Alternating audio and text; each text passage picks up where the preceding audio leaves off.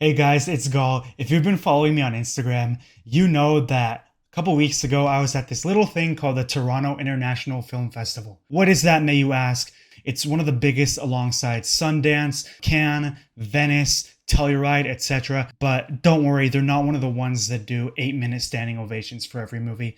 That's only Europe for some reason. I don't know. Part of the reason I'm making this video is just to show you what I've been up to show you what a great time I had at TIFF, but also to show you that anyone can go to TIFF. I mean, obviously you need money, but I was always watching these clips of the stars on the red carpets of TIFF, and I always imagined that it was such a high-end, prestigious thing, but it's really open for everyone. It's sort of the festival of the people, and that's what TIFF prides itself in, and that's what I think makes TIFF so much fun.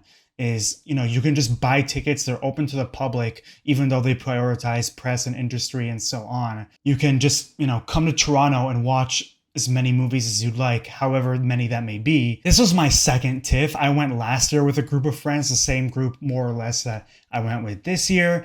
And last year I saw 13 movies. This year I saw 18 in 7 days, which you're about to go into the comments and say that's crazy, but that was actually the lowest number of movies from my friend groups that was watched in this amount of time.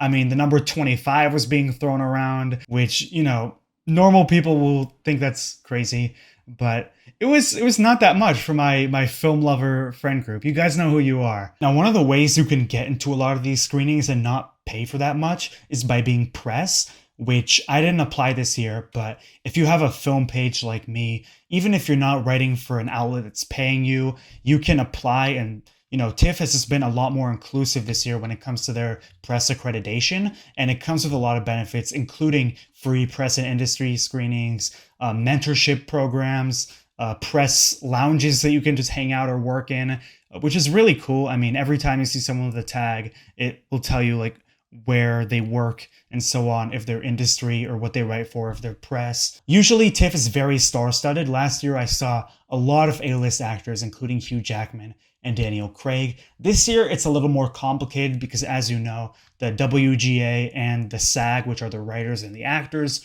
are all on strike. So a lot of talents didn't come because of the distributor or the studio that they were striking against that still hasn't properly compensated the writers and actors the way they want. However, some of them have signed interim agreements like A24 and Neon, which are companies that pride themselves on film festival buzz or picking up movies that came to film festivals like TIFF without a distributor and look for ones. So for the films that were distributed by those production companies, there were actors who showed up. For example, Nicolas Cage just did Dream Scenario, where he and some of the other cast members showed up. He was definitely the most famous person that I saw in a screening this year, but I know some others like Jessica Chastain and Coleman Domingo were here this year in some screenings that I didn't see. Which, again, Coleman Domingo does this movie called Sing Sing, which doesn't have a distributor. He can come. But I saw him in this movie he did called Rustin, which is in a Netflix movie. But Netflix is one of these companies that just has failed to meet the demands of the actors and writers. But still, if you're a director of the film or a writer-director, you can still choose to come to promote the film as a director, which is what almost every director from the films that I saw came to do, whether it was just an introduction at the beginning, or most of them also did a Q&A, which the Q&As at the end are really fun to sit through, and they also give you the opportunity to ask questions, which I managed to do. I asked Brian Helgeland a question, who's the director of 42 and A Knight's Tale. He won an Oscar for writing LA Confidential. This year he was here with Finest Kind. Let's go right here. How much time did you and the cast spend at sea preparing before filming started? The question is, how much time did you and the cast spend at sea before filming started? Well, I didn't go, but I had been for a year and a half when I was a kid. And more excitingly, I asked the question to Richard Linklater, who you might know from Boyhood and Before Sunrise. He just came out with Hitman.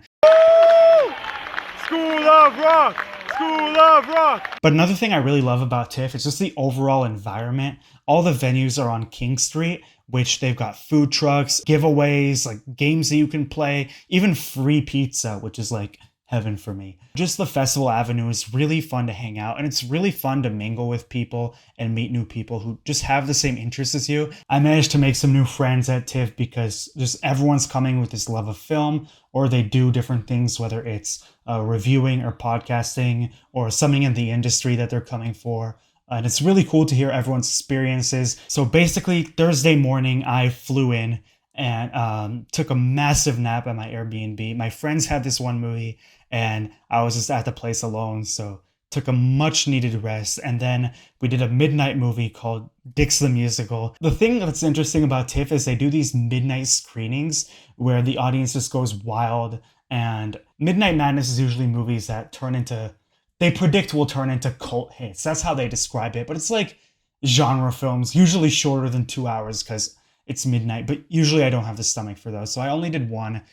Then the next day, me and my friends from the League of Cinephiles got together, did some trivia matches. And then I went to another movie called Finest Kind, like I mentioned. And then I did 2 films on Saturday, 4 on Sunday and Monday, which, believe me, I know it's crazy. And then 3 on Tuesday and Wednesday. Besides the movies, which I'll get into soon, one of the highlights for me was the Letterbox Hangout. Basically, the people from Letterboxd, you're probably going to see me on their channel soon because they were interviewing people for their 4 favorites like you always see them doing on Instagram. But they also just had this nice mingling event.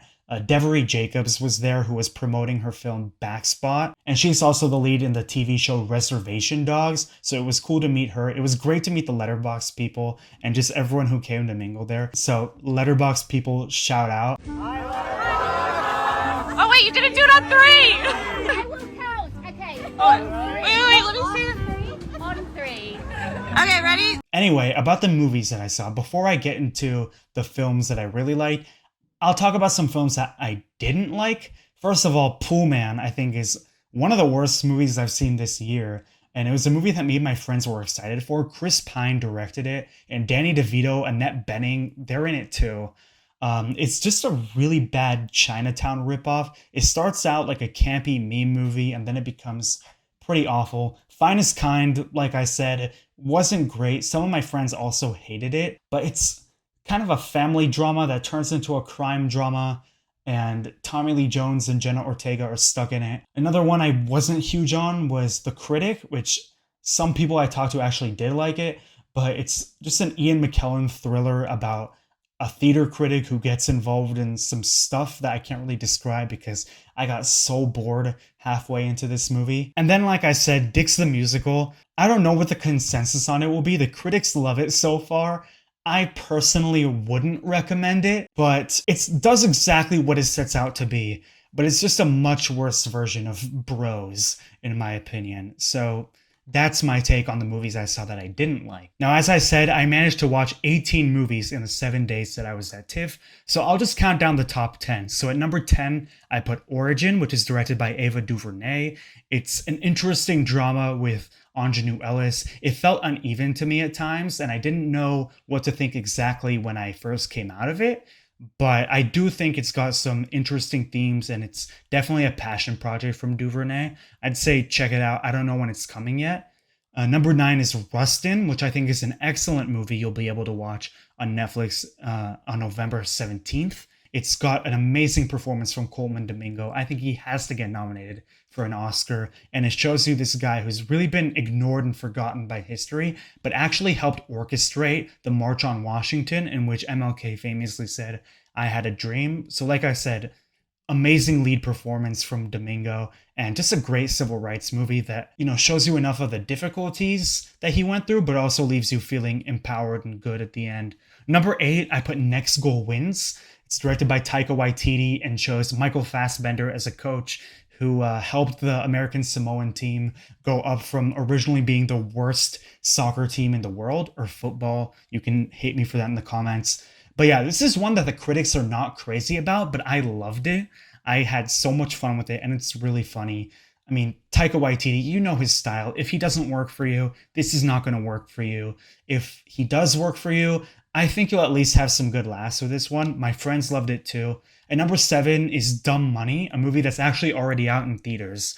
And it's got an all-star cast and takes the crazy story of the GameStop short squeeze with Wall Street that we all know from a couple years ago and turns it into a really crazy and fun movie that I honestly didn't want to end.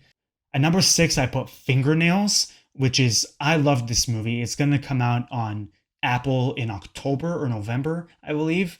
And the audience that I talked to was very divided after this movie. The critics are pretty brutal to it, but I loved it. It's about a somewhat near future where couples can test to find out if their chemistry is true with some like sci-fi-esque procedure. And Riz Ahmed and Jessie Buckley, I think, have wonderful chemistry in this movie. It's sort of like Black Mirror plus The Lobster, I would say, with the aesthetic of Severance, which for me already sounds like a fun time. Number 5, I put Flora and Son. This is actually going to be out on Apple by the end of September, and it's got Eve Hewson, who weirdly I just found out is the daughter of Bono, as a woman who pretty much hates everything, including her own son, but finds empowerment and connection through music and her Zoom guitar instructor. But it's from John Carney, and his writing in this movie is so much fun. At number 4, I put Dream Scenario, which Nicolas Cage, you know the crazy shit he does today, but this is a big hit from him. He actually said in the Q&A that this was one of the 5 scripts that he read and he knew he had to do, which I can see why. It's like a modern day Being John Malkovich, but it's also one of the funniest movies I've ever seen with an audience. I mean, that's the great thing about the Toronto audience, is that they're laughing, even clapping to some stuff, but never obnoxiously, unless you hate the movie and they're really into it. And then at number 3, I put Hitman, which is directed by Richard Linklater and written by him and Glenn Powell. Just a super fun crime comedy. I won't say too much about it, but Glenn Powell and Adria Arjona are sensational in this movie, especially Glenn Powell. I mean, been following this guy for a while, but his performance here is like Ryan Gosling in The Nice Guys level. He's so good. At number 2, I put The Holdovers, which I'm sure is going to be an Oscar contender. Paul Giamatti is terrific in this movie, and it's got the perfect combination of humor and, you know, heartbreaking drama. This is his best directed movie, and in my opinion, by far his best movie, and I'm excited for everyone to watch it. At number 1, I put The Zone of Interest. This is a mesmerizing movie. I couldn't look away from it. It's kind of inaccessible, so I don't see everyone loving it, but it's one of the most harrowing movies I've watched about the Holocaust, even though it's not actually showing you any of the violence. You know, it's directed by Jonathan Glazer, so if you saw Under the Skin, this is like at least as stylistically ambitious as that, but it's not like any movie I've seen, and it's resonated with me even now, a couple weeks after I've seen it. So, Zone of Interest, be on the lookout for that. But those are 10 great films that I saw at TIFF that you should be on the lookout for whenever they come out. The thing that's great about TIFF is, like I said, meeting other people, doing it with other people, the whole togetherness aspect of film lovers coming together to celebrate great movies. So to celebrate all that, I decided to invite some of my film lover friends who were at TIFF this year to share their favorite film that they saw. So take it away, guys. Hi, this is Hunter from the Cinema Dispatch, and my People's Choice winner is The Holdovers. I think between the central performances, Alexander Payne's 70s style directing, and David Hemingson's bitingly hilarious script, this is a Christmas classic for adults, offering both laughs and love. I look forward to taking all my family and friends to see this over the Thanksgiving holiday period. Quick shout out to my runners-up, though, of The Beast and Evil Does Not Exist. Hi everybody, it's Matt. My favorite film that I saw at TIFF this year was His Three Daughters. The film stars Natasha Lyonne, Carrie Coon, and Elizabeth Olsen, and it's very much a chamber drama where these 3 estranged sisters have to come together to support their dying father in his last few days. It's a very emotional, heart-wrenching drama. A lot of it is driven by dialogue, so it has a kind of play-like feel, but it's also very beautifully filmed. So I really hope this film gets some attention during award season, and I just thought it was such a beautiful and moving film. Hey, Leanne from Uncultured 20s here, and I think I would say my favorite film of TIFF 2023 would be Humanist Vampire Seeking Consenting Suicidal Person. I think that's the title. It's a French film. It was artistic, it was moody, it was really, really funny, and there's vampires in it. Like, what more could you ask for? Nothing. It was perfection. Some other standouts from the festival include Sisterhood and Fry Bread Face and Me. So I can't wait to hear what everybody thinks. Hello everyone, my name is Stefano Bova and I'm a film critic from Toronto. My favorite film at TIFF this year was The Zone of Interest. The Zone of Interest follows a Nazi officer commander who runs the Auschwitz concentration camp and his family and their day-to-day lives. Their lives are mundane, even though terrible things are happening just over the fence. This movie is just incredibly powerful and incredibly moving, even though it does not show any acts of violence, but it showcases how people can be complacent in doing evil deeds and terrible things because they are just not standing up and they are just doing what they are told. Hey there, my name's Jacob. You can find my reviews on Instagram at Jacob Watches Films, and I saw tons of great stuff at TIFF this year, but my favorite was one that really caught me by surprise, and that's Sing Sing, starring Coleman Domingos, having one hell of a year. And it's about this prison theater program called the RTA, Rehabilitation Through the Arts, and the cast are made up of so many real alumni from the program and real prison inmates, and it's just about their struggles and how they use the arts and theater and acting as sort of an escape from the reality they're in. It's a really, really beautiful film about brotherhood, friendship, healing, while pointing a big middle finger at the prison industrial complex. Cannot recommend it enough. A24 picked it up. It's going to be coming your way hopefully soon. Hello everyone, it is your boy Talal Azim here from Popcorn and Soda, and I'm here to share with you my favorite film at this year's Toronto International Film Festival. After a long internal debate, I settled on the film We Grow Now by director Minhal Baig. It's a story about two inner-city Chicago kids growing up in a neighborhood that is filled with drugs, crime, gun violence, and overall it just captures the true meaning of the human spirit. And I just love this movie, and that is why it is my favorite film at this year's TIFF. Movie reviews with Ben here, and my favorite film from TIFF 2023 was without a doubt The Holdovers. It is warm, it is nostalgic, it is beautifully shot and acted. Not only one of the best movies that I've seen this year, but arguably the best of Alexander Payne's career. Hi, I'm John Barnes. I am a filmmaker and third year in college, and my favorite film that I saw at TIFF this year was The Boy and the Heron, because it's just so beautifully animated and it has some really sensitive themes that are just so well done. And also the Wara, I think I said that right, I also can't pronounce my R's, these cute little white blobs. They're so cute. They have all these stuffed animals of them in the shops nearby, and they also had them spray painted on the walls. So yeah, I'd say Boy and the Heron was the best film I saw at TIFF this year.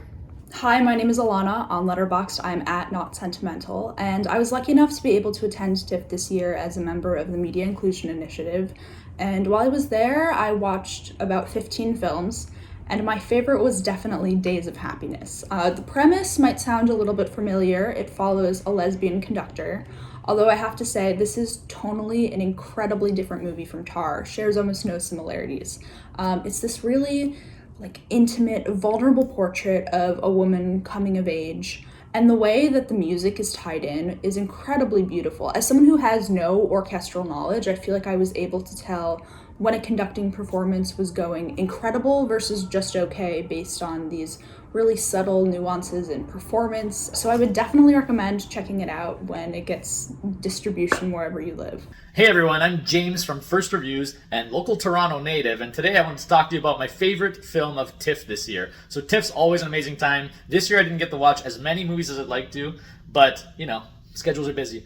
Anyways, my favorite movie of the festival had to be Dream Scenario, which was starring Nicolas Cage. He plays a nerdy school teacher, but he basically ends up in people's dreams, like Freddy Krueger almost. But it starts off very innocent, so I don't want to spoil too much, but it's hilarious. It has just a mix of different genres, and just overall it had to be the most fun movie, such an easy watch.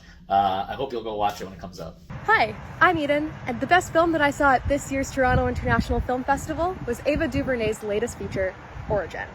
Now, I might be a little biased because I actually had the opportunity to interview DuVernay on the red carpet, which was the coolest experience of my life. She's genuinely the most well-spoken, articulate, brilliant director I've ever had the opportunity to talk to. But her film is just as incredible as she is. Origin is an examination of the basis of the caste system and the ways in which inequality originated throughout the United States, throughout the world, and throughout history. It really touched my heart, and I was blown away by the way in which DuVernay managed to blend biopic and fiction and adapted a non-fiction tale into such a gripping narrative. I definitely recommend checking this one out when it hits theaters, and can't wait to hear what you all think of it. Hi, my name is Angie Hung. I'm from Calgary and I attended all of TIFF. My favorite movie from TIFF that I saw was The Holdovers. It is a drama about connection and getting to know real people behind perhaps what their facade is. I thought the acting, script, dialogue, story, everything was so well developed, and it was just also really easy to watch and enjoy. Thank you so much, guys, and thanks everyone for watching and getting this far. Thanks to everyone who participated again. I hope that you enjoyed this video, got something out of it, and enjoyed seeing what I've been up to. So yeah, TIFF this year was amazing. Like I said, it was my second time, but I feel like I got so much out of it and I came out of it a better person. That's not an overstatement at all. So I really valued my time at TIFF. And again, thanks everyone for watching. If you have any great film festival experiences, or if you were at TIFF this year and we didn't get to chat, leave a comment below what your experience was like, which films you loved, and take the conversation from there. Thanks for watching, guys, and I'll see you soon.